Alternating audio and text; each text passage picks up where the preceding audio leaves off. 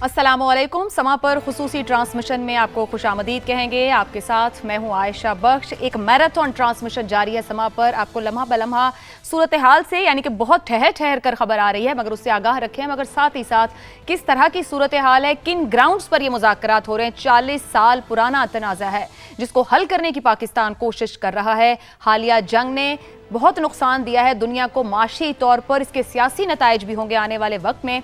देखना यह है कि क्या इसको रिजॉल्व कर पाएगा इस्लामाबाद, जहां पर दुनिया की नजरें लगी हैं कि क्या इस्लामाबाद से वो नतीजा मिल पाएगा, यानी कि अमन की बात एक पायदार अमन की जानिब दुनिया बढ़ पाएगी। इसी पर गुफ्तगू रहेगी।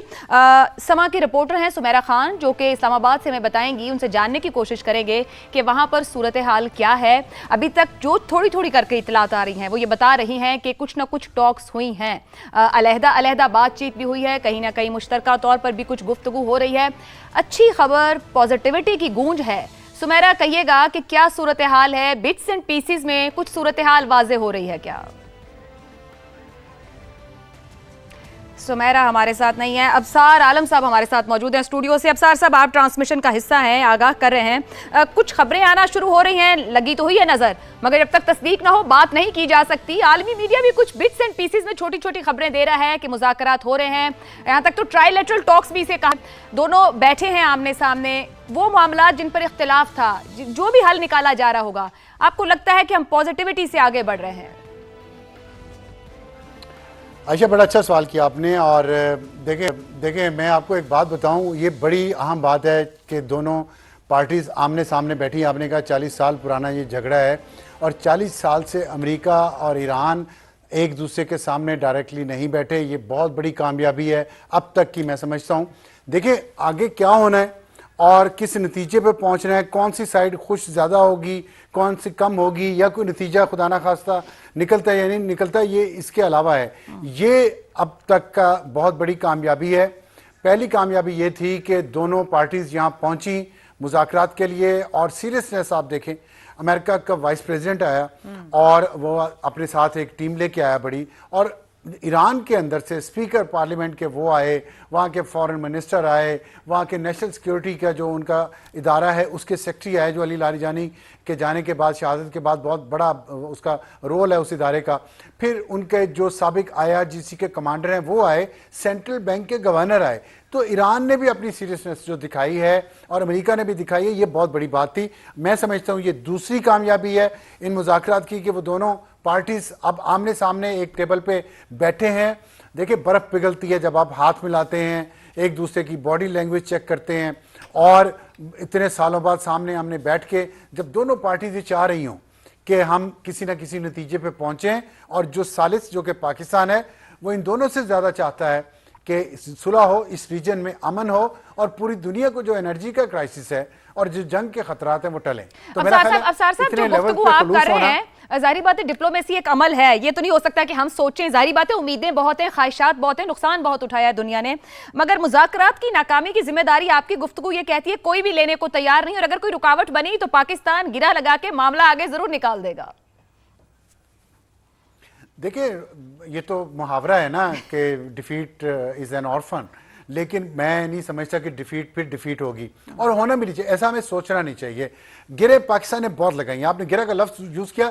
मैं ज़ाती तौर पे ये बात जानता हूँ कि जून की जो जंग हुई थी, जून 2025 की, तब से पाकिस्तान अमेरिका और ईरान के दरमियान गिरें लगा रहा है। इसमें जो स्पॉयलर है, हमेशा जो इंतशार और शैतान का काम करता है वो इसराइल करता है, और इसराइल ने हर बार जो अमन की कोशिशें थी उनको सैबोटेज किया है, और इस लम्हे तक वो कोशिशें कर रहा है। जयशंकर का जो विजिट है UAE का, वो ऐसे हवा में तो नहीं हुआ, और उस वक्त हुआ जब मोदी, आपको पता है कि ये वाली जंग शुरू होने से एक दिन पहले इसराइल में मौजूद था, और उनके साथ स्ट्रेटेजिक उन्होंने मुआहदा किया है, और वो फादरलैंड और मदरलैंड का खिताब दिया उन्होंने एक दूसरे को। तो उसके बाद ये जो बार बार झगड़े हो रहे हैं, जैसे हमला कर दिया ओमान में, जब मुज़ाकरात हो रहे थे तो हमला कर दिया, तो पाकिस्तान ने जिस तरह दोनों जहाज जिसमें हमारे मेहमान आए ईरान से, उनको जिस तरह पाकिस्तानी जेट फाइटर्स ने कवर दिया है, वो एक मैसेज था इसराइल को कि ले ऑफ, हम फटा नहीं चाहते, لیکن ہمارے ساتھ کوئی پھڈا نہ کرے. ہم ان مذاکرات کے لیے سنجیدہ ہیں, ہمیں عمان نہ سمجھا جائے, ہمیں کوئی اور ملک نہ سمجھا جائے. تو میرا خیال ہے کہ پاکستان اپنے ملٹری اور diplomatic both muscles Pakistan is flexing those muscles, اور پاکستان یہ ثابت بھی کر رہا ہے کہ ہمیں سب سے زیادہ خواہش ہے اس امن کی. سمیرہ اسلام آباد سے ہمارے ساتھ ہیں. سمیرہ بتائیے گا, بٹس اینڈ پیسز میں انٹرنیشنل میڈیا کی جانب سے بہت کچھ رپورٹ کیا جانا شروع ہو چکا ہے, اب آپ کیا ہمیں اپڈیٹ دیں گی اسلام آباد سے, کتنا عمل آگے بڑھا ہے؟ اب میں یہ نہیں کہوں گی کوئی نتیجہ نکلے گا, تو ایک عمل ہے, وقت لگے گا. کیا صورتحال ہے اس وقت تک کی؟ بالکل ایسے ہی عائشہ, اور یہ بہت صبر آزما عمل ہوتا ہے, مگر from I was just speaking to a diplomat, very season diplomat, اور انہوں نے کہا کہ جب اتنی بڑی بیٹھک سجتی ہے تو ایسے ہی نہیں سجتی, صرف دستخط کرنے کے لیے نہیں ہوتی یا صرف باتیں کرنے کے لیے نہیں ہوتی, اس سے پہلے بہت سارا جو مشکل اور صبر آزما مرحلہ ہوتا ہے وہ طے کر لیا گیا ہوتا ہے. ابھی یہ صبر تو کچھ بھی نہیں ہے.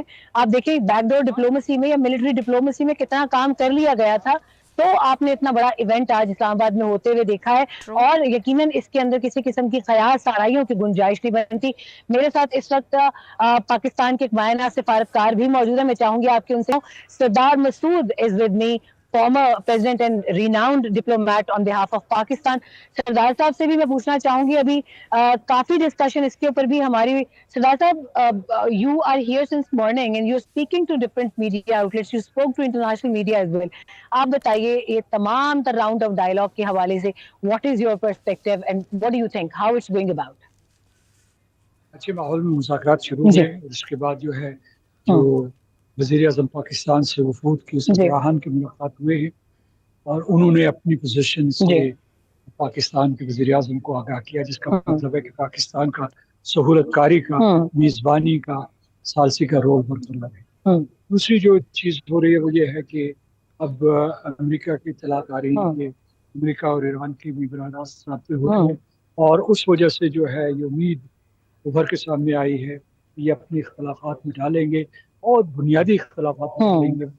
دوسرے جو مسائل جو ہیں وہ بعد میں حل کر سکتے ہیں, لیکن اتنا کم از کم وہ یہ کر سکتے ہیں کہ اس جنگ بندی کو مستقل کر دیں, اور اس کے بعد آبنائے ہرموز کے اوپر کوئی اتفاق رائے ہو جائے.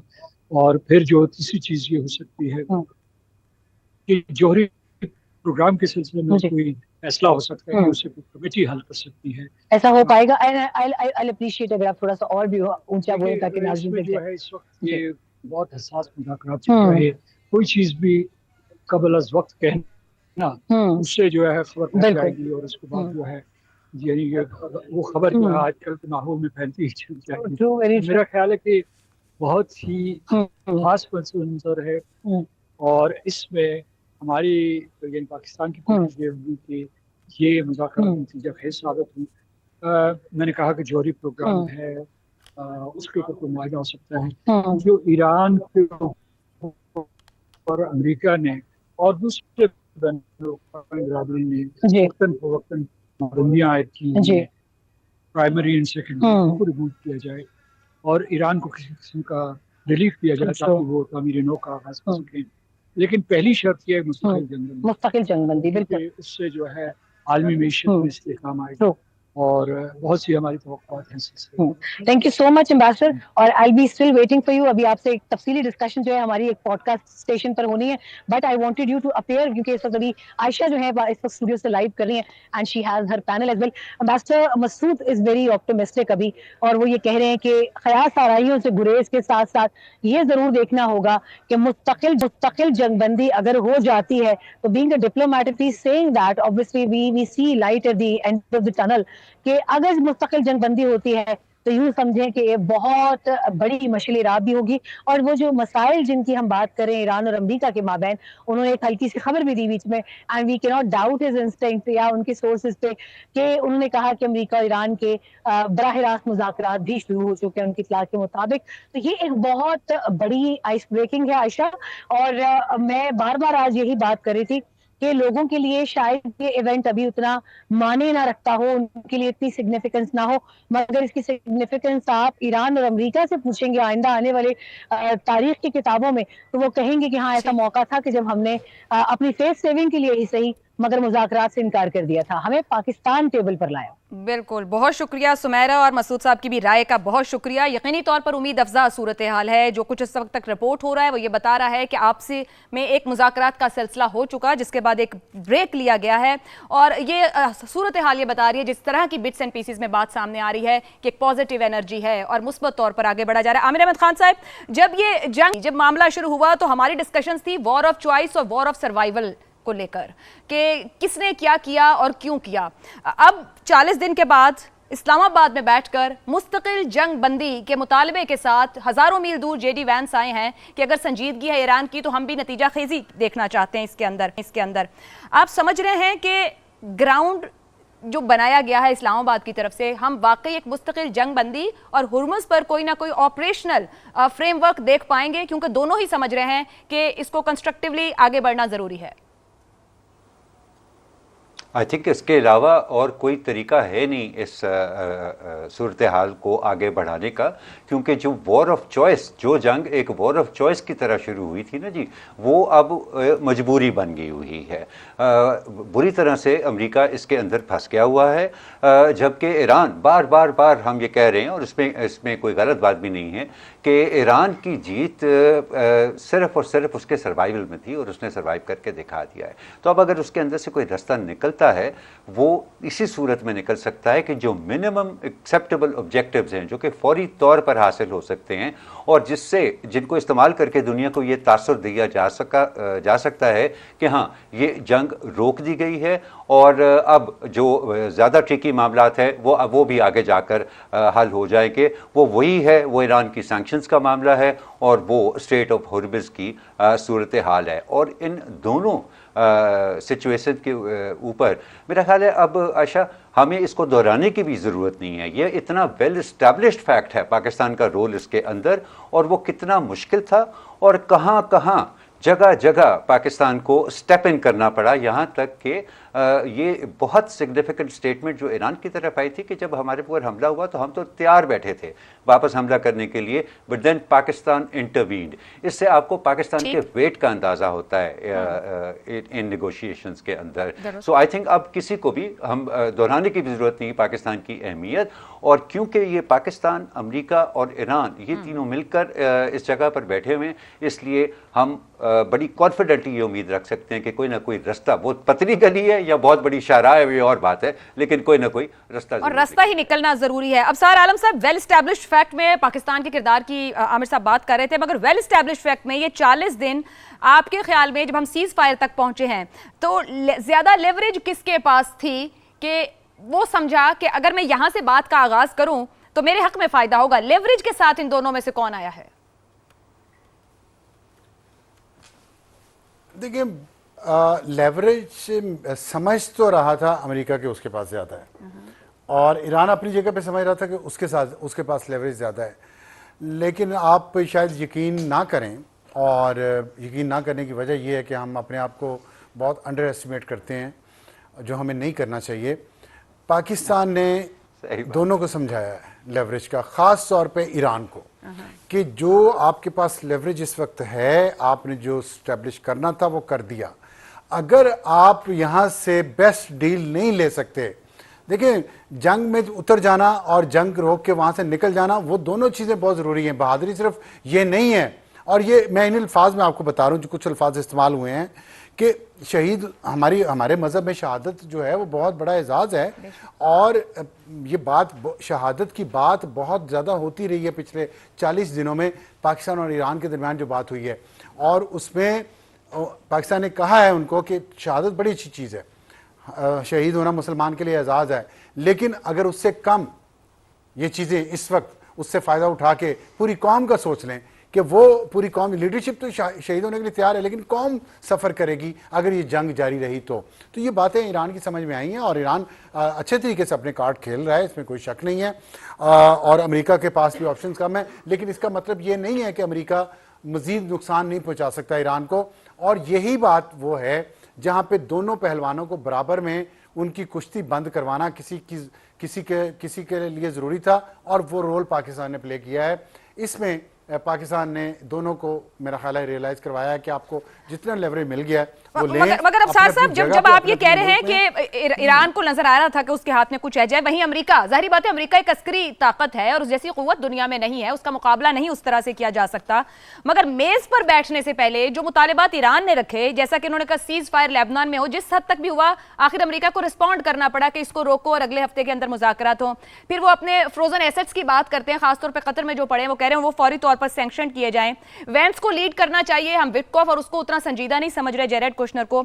स्ट्रेट ऑफ हॉर्मज़ को हम अपनी मर्जी से हैंडल करेंगे, अभी तक अपनी बातें रखकर ईरान बैठ रहा है। आप समझ रहे हैं कि यहां से उसे जहां पीछे हटना पड़ा ईरान, वो पीछे हटेगा, जरूरी है उसका पीछे हटना अगर कोई ऐसा मामला इसके अंदर आता है। देखें, सबसे बड़ा मसला जो है ना, स्टम्बलिंग ब्लॉक जो है वो ट्रस्ट डेफिसिट है। ईरान के साथ जो कुछ किया है, मैं कहता हूँ अमेरिका ने तो किया, तो अमेरिका नहीं है, लेकिन ये इसराइल ने किया है। इसराइल जिस तरह अमेरिका को इस्तेमाल कर रहा है, ट्रंप को जिस तरह उसने इस्तेमाल कर रहा है, मैं इस बात पे मुझे थोड़ा सा इत्मीनान है, खुशी नहीं मैं कहूँगा, कि मैंने अमेरिकन मीडिया को देखा है कि अब वो ये बात करना शुरू हुआ है कि इसराइल हमको किस किस तरह यूज़ कर रहा है। तो उस वजह से जो ट्रस्ट डेफिसिट है ईरान के सामने, वो बहुत अहम चीज़ है। इसलिए ट्रस्ट को बहाल करना दोनों में, वो जेडी वैंस इसलिए ज़रूरी है, 2-3 वजूहत हैं उसकी। एक तो जेडी वैंस शुरू से ही इस जंग के ख़िलाफ़ था, फिर दूसरा साल है ये ट्रंप की सदारत का, अब दूसरा साल है दूसरे दौर का। तीसरी दफ़ा ट्रंप सदर नहीं बन सकता जब तक कि अमेरिका के आइन में तरमीम ना हो। दूसरा साल जब ख़त्म होगा तो वहाँ इलेक्शन होने हैं, रिपब्लिकन और डेमोक्रेट्स के जो कांग्रेस के हैं, उसमें रिपब्लिकन पार्टी अगर हार गई तो ज़ाहिर है अगले 2 साल प्रेसिडेंट ट्रंप एक सिटिंग डक प्रेसिडेंट होगा अमेरिका का। तीसरी चीज़ ये है कि 2 साल के पूरे होने के बाद जो अगली इलेक्शन की कैंपेन है वो शुरू होनी है, उसमें जेडी वैंस चाहता है कि मैं किसी ऐसे उसके साथ जाऊं, किसी कारनामे के साथ जो मैं लोगों को बेच सकूं, और मैं अपनी जो सदारती इलेक्शन में he is the next candidate for Republicans. तो इसलिए वो चाहेगा कि यहाँ से डील हो और यहाँ पे ट्रस्ट जो ईरान का डिस्टर्ब हुआ है वो उसको रिस्टोर करे। अब वो किस हद तक हो सकता है, ईरान ट्रस्ट कर रहा है अमेरिका पे, जहाँ पे ईरान का आना, इतने बड़े वफ्द का जो मैंने आपको नाम लिया है, वो ही इस बात की अलामत है कि ईरान ट्रस्ट कर रहा है। फिर आपको याद है 20 जहाज का जिक्र किया, पहले 4 जहाज़ों का जिक्र किया, बहरी जहाज़ों का ट्रंप ने, फिर 20 का किया। वो ईरान की तरफ से वो CBM था, वो कॉन्फिडेंस बिल्डिंग मेजर था कि देखें हम, और ये अमेरिका की फरमाइश थी पाकिस्तान से कि कौन वहाँ पे जो लोग बात कर रहे हैं, क्या वो इंचार्ज भी हैं, क्या वो कुछ वहाँ पे अपनी रिट उनकी ईरान के अंदर है। वो साबित किया गया कि ईरान के अंदर रिट इन्हीं लोगों की है जो इस वक्त मुज़ाकरात कर रहे हैं। तो इसलिए ईरान ने चीज़ें आगे लेके गया है।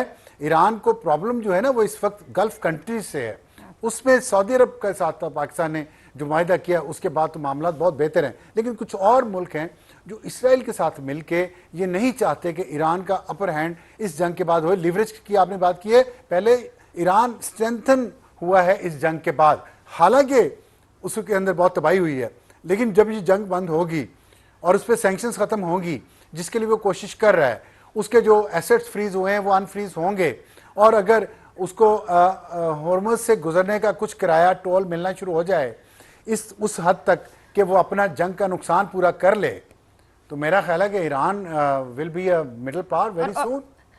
ये बड़ी अहम बात आपने रख दी है, इस पे पहले भी हम सवाल उठा रहे थे। आमिर अहमद खान साहब, फिर अगर इस तरीके से सामने आएगा ईरान, तो जाहिर बात है हमसाया ममालिक हैं, उनको ऑलरेडी बहुत से तहफ़्फ़ुज़ात हैं इस पूरी सूरत हाल के ऊपर, वो भी कहीं ना कहीं इस होने वाली डील में मौजूद हैं, बेशक नज़र नहीं आ रहे हैं, मगर उनके कंसर्न्स भी यहाँ एड्रेस होंगे।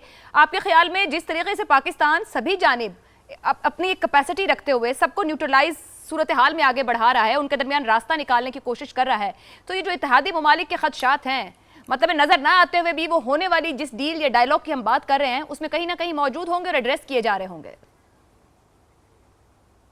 अच्छा, मेरी ये बात शायद लोगों को ज़्यादा अच्छी ना लगे, लेकिन मैं समझता हूँ कि जितना बड़ा चैलेंज एक बहुत लंबे अरसे के बाद अमेरिका और ईरान को आमने सामने बिठाना था और उनके बीच में मुज़ाकरात का एक सिलसिला शुरू करना था, शायद उससे कहीं बड़ा चैलेंज हो GCC को किसी एक चीज़ के ऊपर आमादा करना और उसको इस अमन के प्रोसेस का हिस्सा बनाना। अनफॉर्चुनेटली ये एक हिस्टोरिकल रियलिटी है کہ GCC کے مختلف ممالک جو ہیں انہوں نے اپنی سیکیورٹی پالیسی اور اپنی فارن پالیسی کی بنیاد اپنی اس نیچرل ویلتھ کو رکھا, جیو پولیٹیکل سچویشن کو نہیں رکھا. ان کا خیال تھا کہ جب تک ان کے پاس تیل ہے یا جب تک انہوں نے اپنے آپ کو UAE کی طرز کے اوپر ایک global centre of trade and travel and tourism کے طور پر فیشن کیا ہوا ہے اور امریکہ ان کے ساتھ ہے, تو ان کو کسی طور پر پریشان ہونے کی ضرورت نہیں ہے.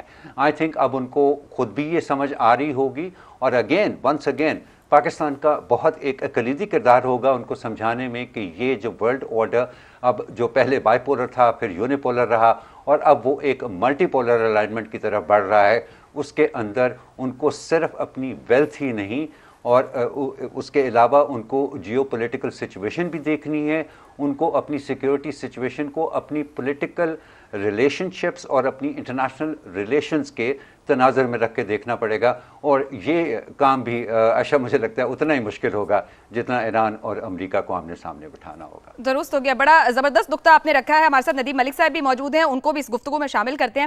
ملک صاحب, بات ہو رہی تھی GCC کنٹریز اور پھر ان کی پالیسیز کے اوپر کہ اگر یہ سب جو آج ایک ہم اسلام آباد ٹاکس کی بات کر رہے ہیں, معاملہ 2 ملکوں کا ہے بے شک, مگر جو وہاں پر خطے میں دیگر ممالک ہیں انہوں نے بھی نقصانات اٹھائے ہیں اور ان کے یقیناً کنسرنز بھی ہیں. عامر احمد صاحب یہ نقطہ رکھ رہے ہیں کہ ان ممالک کی سیکیورٹی یا فورن پالیسیز میں انہوں نے اگنور کیا جیو پولیٹیکل سچویشن کو, مگر اب اگر ہم ابھی ایران کو دیکھیں تو ایران نے اپنے جغرافیے سے فائدہ اٹھایا اس جنگ میں بہت کچھ گین کرنے کے لیے. پاکستان کو دیکھیں تو پاکستان کے جغرافیے نے یا پچھلے کچھ دہائیوں کی پاکستان کی جس طرح کی تعلق داری دوسرے ملکوں سے رہی, انہوں نے پاکستان کو فائدہ دیا ہے, وہ آج جس جگہ پر بیٹھا ہے.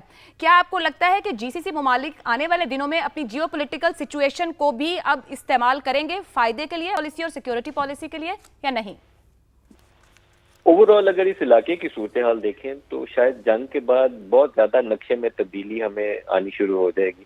آپ کو یاد ہوگا کہ دوحہ کے اندر پیس ٹاکس ہو رہی تھیں حزب اللہ کے ساتھ, تو انہی پیس ٹاکس میں اسرائیل نے آ کر ایئر اٹیک کیا, اور پیس ٹاکس کا بیک کرنے والا خود امریکہ تھا, لیکن اسی دوحہ کے ہوائی اڈے سے جو العدید ایئر بیس جو امریکہ کے پاس ہے, وہیں سے آئل ٹینکر اڑے, انہوں نے اسرائیلی جہازوں کو ریفیول کیا اور انہوں نے دوحہ پہ اٹیک کر دیا. اس اٹیک کے فوراً بعد پاکستان اور سعودی عرب کا یہ جو میوچل ڈیفنس ایگریمنٹ ہے وہ سائن ہوا.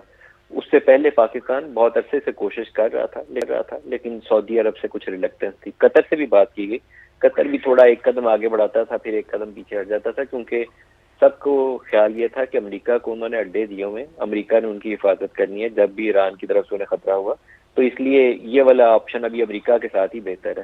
لیکن محمد بن سلطان نے اس دوحہ والے اٹیک کے چند ہی دن میں یہ فیصلہ کر لیا اور پاکستان سے فوری طور پر ایک ڈیفنس ایگریمنٹ سائن کر لیا. وہ ریئلائزیشن تھی کہ امریکہ ہمیں بچائے گا نہیں جب بھی ایسی صورتحال آئی, خاص طور پر اگر مقابلے پہ اسرائیل ہوا تو امریکہ اسرائیل کے ساتھ کھڑا ہوگا. اب بھی عرب دنیا کے اندر یہ ریئلائزیشن آ جائے گی, لیکن شاید 4-5 ایسے ملک ہیں, میں ان کا نام کسی نہیں, اس لیے کہ پاکستان کو ان کے ساتھ بہت اچھے دوستانہ مراسم ہے, اور دوستانہ مراسم کے ساتھ پاکستانی لیبر فورس کا بڑا حصہ ہے جو ان گلف کنٹریز میں موجود ہے.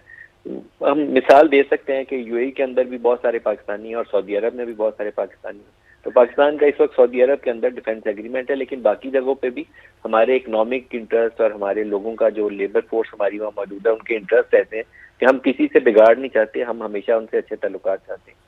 وہ ری الائنمنٹ کا پروسیس شروع ہونا چاہیے. میرا دل کہتا ہے کہ ان میں اگر تھوڑی بہت سینس ہے, دور اندیشی ہے, تو گریجولی ان کی آنکھیں کھلنی چاہیے, اور جو آنکھیں بند کر کے بیٹھے ہوئے تھے کہ میں نے العدید ایئر بیس دے دی امریکہ کو اور امریکہ ہی آئے گا اور مجھے بچائے گا, امریکہ نے کبھی بچانا نہیں ہے, وہ اسرائیل کے ساتھ ہی کھڑا ہوگا. بحرین میں 5th فلیٹ پورا کھڑا کیا ہوگا امریکہ کا, لیکن اسی 5th فلیٹ کے اوپر ایران میزائل مار رہا تھا, تو نہ اس 5th فلیٹ نے کچھ کر سکا اور نہ امریکہ نے آ کر بحرین کی بچت کے لیے کچھ کر سکا. تو یہ ایک ریئلائزیشن وہاں ہونی چاہیے.